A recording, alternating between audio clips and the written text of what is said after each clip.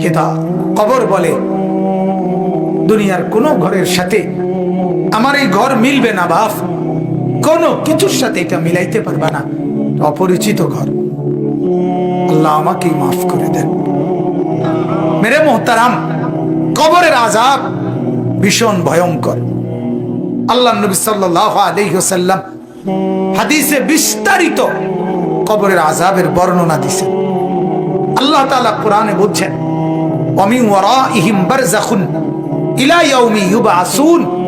আল্লাহ তাআলা বললেন যে তোমরা মৃত্যুর পরে কিয়ামতের মাঠে পুনরায় উঠানো পর্যন্ত মাঝের এই টাইম বারযাখ অর্থাৎ কবরের এই জিন্দেগিতে অবস্থান করো। এই আয়াত দ্বারা কবরের জীবনের সুবুত স্পষ্ট কোরআনে পাওয়া যায়। নবী সাল্লাল্লাহু আলাইহি ওয়াসাল্লাম বলছেন, প্রতিদিন কবর, যার কবর যেখানে, তার কবর তাকে ডাক দিয়ে বলে, ও আল্লাহর বান্দা শোনো, আনা বাইতুদ দুদ, আমি পোকামাকড়ের ঘর। আমার বাপ শুনেন, যুবক আপনারাও শুনেন, আপনারাও শুনেন, কবর কিন্তু নির্দিষ্ট কোনো বয়সে যায় না বাপ। প্রতিদিন কোলের বাচ্চাও কবরে যায়, 90 বছরের বুড়াও কবরে যায়, 16 বছরের 20 বছরের তাকড়া জওয়ানও কবরে যায়। কবরস্থানে সব ধরনের লাশ আছে। এজন্য কবর ডেকে বলে, ও আল্লাহর বান্দা আমি পোকামাকড়ের ঘর। সেই ব্যক্তি যে একটা মশারি ছাড়া, একটা সামান্য মশার কামড় সহ্য করতে পারো না, একটা মশা কানের কাছ দিয়ে গেলে তোমার ঘুম ভাঙ্গা যায়, মশারি টাঙ্গাও, কয়েল জ্বালাও, অ্যারোসল লাগাও, এত কিছু করে তুমি মশার একটা আওয়াজ থেকে, কামড় থেকে বাঁচতে চাও।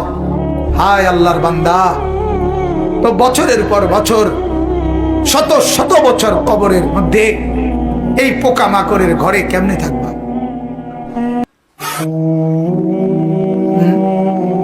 বলেন। কবর প্রতিদিন বলে, আনা বাইতুল ওয়াহদা, ও আল্লাহর বান্দা আমি কিন্তু একাকী ঘর, একাকী ঘর, কেউরে পাবা না, কেউরে না। আমার বাপ, এই পৃথিবীতেও একাকিত্বের যন্ত্রণা বড় সাংঘাতিক। আপনার ঘরে যদি লক্ষ কোটি টাকারও মাল সামানা থাকে, খাদ্য খাবার, ফল ফলাদি সব আছে, সব আছে, শুধু স্ত্রী নাই, মা নাই, বাপ নাই, ছেলে নাই, মেয়ে নাই, কেউ নাই, আপনি শুধু একা। খোদার কসম, এই একাকিত্বের যন্ত্রণায় ঘরের সবকিছু না, সারা দুনিয়াটাই আপনার কাছে বিষাদ মনে হবে, মনে হবে আমার কিছুই নেই।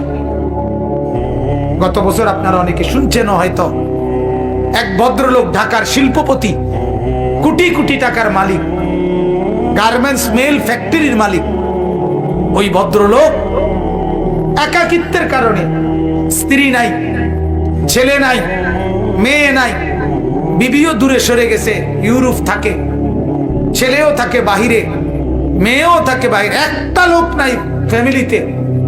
শুধুমাত্র এই একাকিত্বের কারণে এরকম মোবাইলে লাইভে সারা পৃথিবীকে জানাইয়া, সবার সামনে, সারা বিশ্বের চোখের সামনে এরকম কপালের মধ্যে পিস্তল ঠেকাইয়া নিজের জীবন নিজে দিয়ে দিছে, আত্মহত্যা করছে শুধু একাকিত্বের যত। এজন্য কবর ডাক দিয়ে বলে, আনা বাইতুল ওয়াহদা, আমি একাকী ঘর, কাউকে পাবা না। আনা বাইতুল গুরবা, কবর বলে, ও আল্লাহর বান্দা আমি অপরিচিত ঘর, কাউকে চিনবা না, ডানে বামে কিছুই বুঝবা না, মাটি ছাড়া আর কিছুই চিনবা না, আমি অপরিচিত ঘর। দুনিয়ার এক মানুষ আরেক মানুষের বাড়িতে গেলে মোটামুটি বুঝে এই রুমটার সামনের রুম, প্লাস্টিকের দরজাওয়ালা, এটা একটা বাথরুম, চুলা টুলা দেখা যায়, ওইটা রান্নার ঘর, মোটামুটি মানুষ আইডিয়া করে। কবর বলে, দুনিয়ার কোনো ঘরের সাথে আমার এই ঘর মিলবে না বাপ, কোনো কিছুর সাথে এটা মিলাইতে পারবা না, অপরিচিত ঘর। আল্লাহ আমাকে মাফ করে দেন। এজন্য বাপ অনুরোধ করছি, কবরের ফিকির করেন, কবরের ফিকির করেন। সাইয়্যিদুনা উসমান রাদিয়াল্লাহু তাআলা আনহু, হযরত উসমান নবীজির সাহাবী, উনি যখন কোন কবরের সামনে দাঁড়াইতেন তখন তিনি এই পরিমাণ ফাবাকা কাঁদতেন, হাত্তা ইয়াবুল্লা লিহিয়াতাহু, কাঁদতে কাঁদতে তার দাড়ি পর্যন্ত ভিজে যেত। অন্যরা জিজ্ঞাসা করতেন, ও আমিরুল মুমিনিন, কবর দেখলে আপনি এমন করেন কেন? তখন তিনি বললেন, তুমি জানো না এটাই তো আখিরাতের প্রথম মঞ্জিল, আউয়ালু মানজিলিন মিন মানাজিলিল আখিরাহ, আখিরাতের প্রথম ঘর, প্রথম স্টেশন। মান নাজা মিনহু, এখান থেকে যে মুক্তি পাবে সে তো বাকি সব ঘাটিতে মুক্তি পাবে, এখানে যে আটকায়া যাবে সে তো সব ঘাটিতে আটকায়া যাবে। এই জন্য কবর দেখলে আমার ভয় হয়, না জানি আমার কবরে কি হবে, না জানি আমার কবরে কি হবে।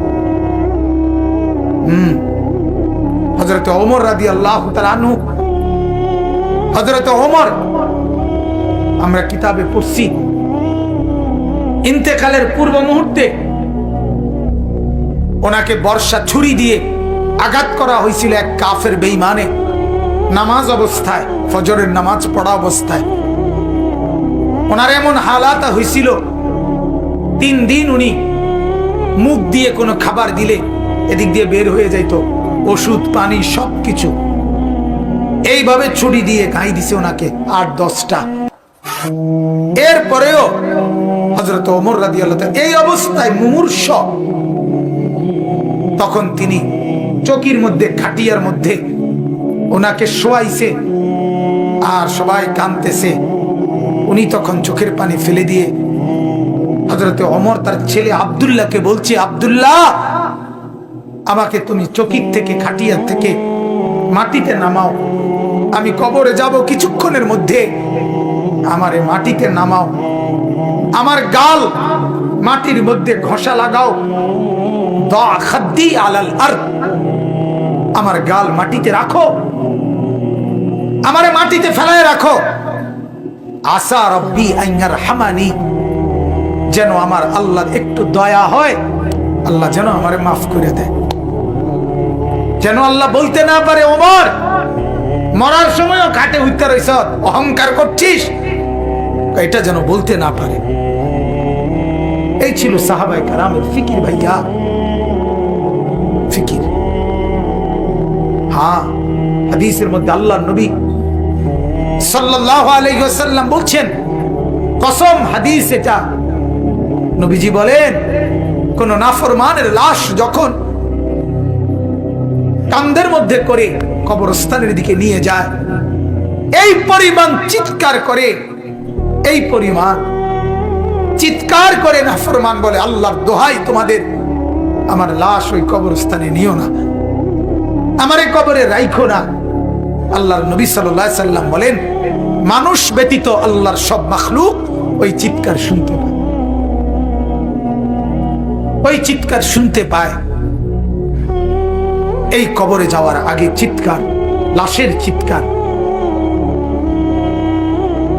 আল্লাহর নবী সাল্লাল্লাহু আলাইহি সাল্লাম বলেন, যদি ওই নাফরমানের চিৎকার তোমাদের কানে একবার শুনতা, তাহলে পৃথিবীর কোন মানুষ কোনদিন কারো লাশ খাটের মধ্যে কান্দে নিত না, কারণ যদি চিৎকার মারে এই ভয়ে, তাহলে রাস্তায় পড়ে থাকতো লাশ, কুকুর আর বিড়ালে খাইতো। হাদিস আমার বাপ। অতএব কবরের ফিকির করে। আল্লাহর নবী সাল্লাল্লাহু আলাইহি ওয়াসাল্লাম মৃত্যু পর্যন্ত নবীজি নিজে নিজে, আল্লাহর নবী সাল্লাল্লাহু আলাইহি ওয়াসাল্লাম 5 ওয়াক্ত নামাজের পরে, 5 ওয়াক্ত নামাজের পরে নবীজি যে কয়টা জিনিস থেকে পানাহ চাইতেন, আল্লাহর কাছে মুক্তি চাইতেন, তার মধ্যে একটা হলো কবরের আযাব। আল্লাহুম্মা ইন্নী আউযু বিকা মিন আযাবিল কবর, আল্লাহ কবরের আযাব থেকে বাঁচান, ওয়া মিন ফিতনাতিল কবর, কবরের মুসিবত থেকে বাঁচান। আল্লাহর নবী সাল্লাল্লাহু আলাইহি সাল্লাম বলেন, কোন নাফরমান যখন কবরে প্রশ্নের জবাব দিতে পারবে না। তখন আল্লাহ তাআলার পক্ষ থেকে বলা হবে ফাফরিশুহু মিনান নার ওয়ালবাসুহু মিনান নার ওয়াফতাহু লাহু বাবান ইলান নার।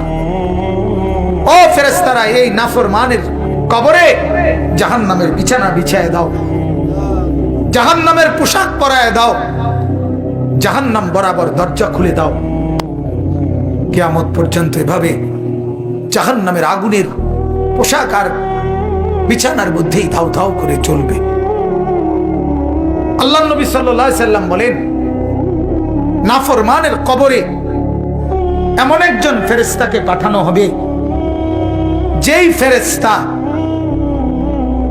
আমা ওয়া আসাম্মু, অন্ধ এবং বধির, চোখেও দেখে না, কানেও শোনে না, লোহার একটা মুগুর দিয়ে একটা বাড়ি মারবে, 7 তবক জমিনের নিচে দেবে যাবে, আবার উঠবে, আবার মারবে। আর ওই নাফরমান কবরে চিৎকার করবে, ভীষণ কান্নাকাটি করবে, কিন্তু ওই ফেরেশতা তো চোখেও দেখে না, কানেও শোনে না, তোমার চিল্লানি শুনবে কি? আল্লাহ আমাকে মাফ করে দেন। এজন্য রাত গভীরে আপনাদেরকে বললাম, ভাই আমাকেও বললাম, উসিকুম ওয়া ইয়া, আপনাদেরকেও নসিহত করছি, আমাকেও। প্রত্যেকে কবরের প্রস্তুতি নেই। আল্লাহ তাআলা বলছে, বান্দা কি হলো? বান্দা হলোটা কি?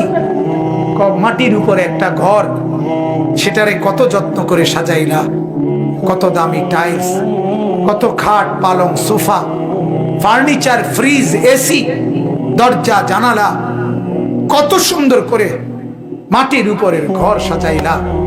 আহা বান্দা, তুমি কি জানো না মাটির নিচেও তো তোমার আরেকটা ঘর আছে, সে ঘরের নাম কবর। ওইটাকে সাজাইলা না কেন? ওই ঘর সাজাইলা না কেন? মাটির উপরের ঘর যদি সাজে খাট পালং আর সোফা দিয়ে, তো মাটির নিচের ঘর সাজে জিকির তাসবিহ তেলাওয়াত দিয়ে, আল্লাহ তাআলার গোলামি দিয়ে, সেজদা দিয়ে, নামাজ দিয়ে, হালাল ভক্ষণ করে কবরের ঘর সাজাইতে হয়। নেক আমলের পুঁজি নিয়ে যদি কবর সাজান, তো কবরটাকে আল্লাহ তাআলা ফেরেশতাকে বলবে, ফাআফরিশুহু মিনাল জান্নাহ ওয়ালবাসুহু মিনাল জান্নাহ, আমার বান্দার কবরকে জান্নাতের বিছানা বিছায় দাও, জান্নাতের পোশাক পরায় দাও, জান্নাত বরাবর দরজা খুলে দাও, কবরটা চতুর্দিকে 70 হাত প্রশস্ত করে দাও। সুবহানাল্লাহ। এরপরে এভাবে করার পরে নেককারের কাছে সুন্দর হাসানুল ওয়াজহ, সুন্দর চেহারার আকৃতির এক নওজোয়ান আসবে। তখন কবর ব্যক্তি বলবে, আমি তো আপনাকে চিনলাম না। তখন সে বলবে, আনা আমালুকা সালেহ, আমি তোমার সারা জিন্দেগীর নেক আমল। আজ প্রস্তুতি নাও, জান্নাতে তোমার বন্ধুদের সাথে, জান্নাতের মেহমানদের সাথে, তোমার আত্মীয়দের সাথে মিলিত হবে। এটার খুশখবরই আমি তোমাকে দিতে আসছি। হাদিসে আছে, আল্লাহর নবী বলেন, তখন নেককার কবরবাসী বলবে আল্লাহর কাছে, ইয়া রাব্বি আকিমিস সাআ হাত্তা ইয়ারজিআ ইলা আহলি, আল্লাহ আরে জলদি কিয়ামত শুরু করে দেন, আমি আমার পরিবারের কাছে ফিরে যেতে চাই। মানে জান্নাতে যেতে চাই, জান্নাতে যেতে চাই। এজন্য কবরকে ভয় করেন। আপনি আমি প্রতিদিন দেখতেছি, প্রতিদিন মানুষ কবরে যায়, যায় কিনা বাস? ওরা কেউ মরতে চায় নাই, কিন্তু মৃত্যু তাদের কাউকে রাখে নাই। কেউ মরতে চায় না, কেউ না। একেবারে 120 বছরের বুড়ো মানুষটাকেও, 120 বছরের বুড়ো মিয়া, তারেও মানুষ ডাক্তার দেখায়, তারেও হসপিটালে ভর্তি করায়, তারেও তো চেষ্টা করে আমার 120 বছরের দাদা যেন না মরে, আমার 120 বছরের বাপ যেন না মরে। তিনিও মরতে চান না, কিন্তু কবর ডাক দিয়ে বলে, আমি কাউকে থাকতে দেই না। দুনিয়া বলে, মাটি বলে, আরে বন্ধু মরতে তো কেউই চায় নাই, আমি তো কাউকে থাকতে দেই নাই। ফেরাউন তো মরতে চায় নাই, নমরুদ তো মরতে চায় নাই, সাদ্দাদ আর কারুন তো মরতে চায় নাই, কিন্তু মৃত্যু তো তাকে ছাড়ে নাই। ছাড়ছে কিনা ভাইয়া? নওজোয়ান, কি রঙের গুড্ডি উড়াইতেছ বাপ? কি রঙের ঘুড়ি উড়াচ্ছ? এভাবে ভুলে গেলা কবর, অথচ তোমার সামনে মানুষ অ্যাক্সিডেন্ট হয়, জলজ্জান্ত মানুষ মরে যায়। ওই যে রাস্তায় এখনো শুনলাম, হ্যাঁ, ছোট্ট বাচ্চা সহ মেরে গেছে। এই তো আমাদের চান্দিনা রাস্তায়। আমার মাদ্রাসার হাফেজ সাহেব, আমার মাদ্রাসার উস্তাদ এখনো আছে, হাফেজ মামুন। তার বাবা, তার মা, তার 4 বছরের বোন ঢাকা থেকে আসতেছে, নরসিংদী গাড়ি স্টিকের সাথে লাগছে। মার কোলের থেকে বাপ কোলের এই 4 বছরের মেয়েটারে নিজের কোলে লইছে, লইয়া জড়াইয়া ধরছে। এই সময় একটু পরেই এই ট্রাকে বাড়ি খেয়া বাপও মারা গেছে, কোলের বাচ্চাটাও মারা গেছে, মা বাইচে গেছে। আমার কাছে মনে হয়েছে যেন মা তার স্বামীর কোলে দিয়ে বলছে, ধরো তোমার বাচ্চাটাই নিয়ে যাও তোমার সাথে। তাই রে বাপ, বলেন না, ছেলেদেরকে কে বুঝাবে? ওরা মনে করছে আমরা এত সকাল মরবো না, আর কিছুদিন গুনাহ করি, আর কিছুদিন উলঙ্গ ছবি দেখি, আর কিছুদিন নাচ দেখি, ছবি দেখি, অশ্লীল বেহায়াপনা। আমাদের মা আর বোনেরা বুঝছে আরো কিছুদিন ফুর্তি করি, রূপ দেখাই, যৌবন দেখাই, রাস্তায় রাস্তায় লম্পটের ভোগের সামগ্রী, নজরের সামগ্রী হই। এই হলো আমাদের মা আর বোনেরা। টেলিভিশন ভুলায় দিছে ওদেরকে আখেরাত, কবর, নর্তকীর নাচ, উলঙ্গ ছবি, গান, বাদ্য, নাটক, সিনেমা, নাচ, গান, ফুর্তি ভুলায় দিছে, ভুলায় দিছে। ঘূর্ণিঝড়ের পরের দিন আমি নরসিংদী গেছি, গিয়ে দেখি রাস্তার পাশে এরকম প্যান্ডেলের ভিতরে যুবক যুবতী ওপেন নাচতেছে, ডেক সেট বাজতেছে। আগের দিন ঘূর্ণিঝড়, অর্থাৎ ঘূর্ণিঝড় যে বিদায় নিছে, এই কারণে খুশিতে আল্লাহর দুশ্মনরা কতক্ষণ নাচত। আল্লাহ আমাদেরকে মাফ করে দেন। অতএব আমার বাপ, আমি মনে করাই দিলাম, আমার জন্য, আপনাদের জন্য কবরের সামান বানান, কবরের প্রস্তুতি নেন, কবরের কথা ভাবেন, মৃত্যুর কথা ভাবেন। আল্লাহ নবী সাল্লাল্লাহু আলাইহি সাল্লাম বলছেন, কাফা বিল মাউতে ওয়াইজান, ওয়াজের জন্য, ওয়াজ, এই যে এখন ওয়াজ মাহফিল না, এটা তো নবীজি বলছে ওয়াজের জন্য মৃত্যুর কথা বলা, মৃত্যুর স্মরণ, এটাই যথেষ্ট, এটাই সেরা ওয়াজ, যে মৃত্যুকে স্মরণ করা। অতএব আল্লাহ তাআলা কোরআনে বলছে, কুল ইন্নাল মাউতাল্লাযী তাফিররুনা মিনহু ফাইন্নাহু মুলাকীকুম, মৃত্যু থেকে তুমি যেখানেই পলায়ন করো না কেন, সে তোমার সাথে দেখা করবেই। আইসিইউর ভিতরে ঢুকাইলো, ওইখান থেকেই আজরাইল নিয়ে আসবে, নিয়ে আসবে। আল্লাহ তাআলা আমাদেরকে কবর বুঝার, মৃত্যু বুঝার সবক নেওয়ার তৌফিক দান করেন।